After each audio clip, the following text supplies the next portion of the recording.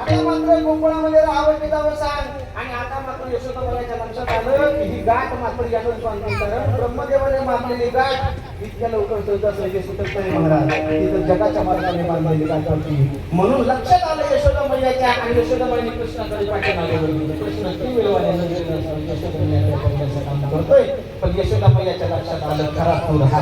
आणि म्हणून कृष्णाला सांगितलं कृष्णा आजपासून इथे थांबायचं नाही आणि उद्यापासून गाया घेऊन रानात जायचं. उद्या जाई राणा बोधना आणि सौंदर्याला भगवान सांगितलं. सगळ्या सौंदर्याला विद्यापीठ चौकामध्ये बोलून घेतलं आणि सगळेजण निघाले गाई चरण्यासाठी. यारे तुम्ही गाया घेऊन सारे गोपाळ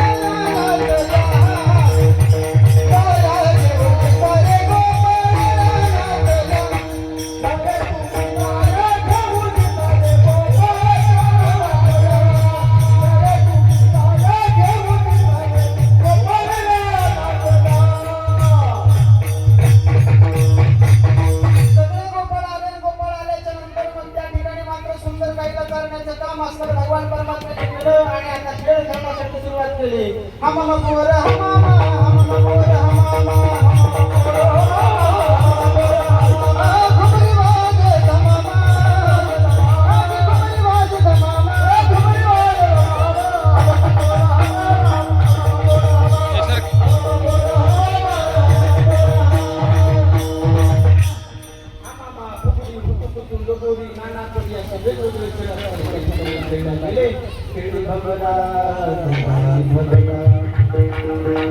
या राधिकेचा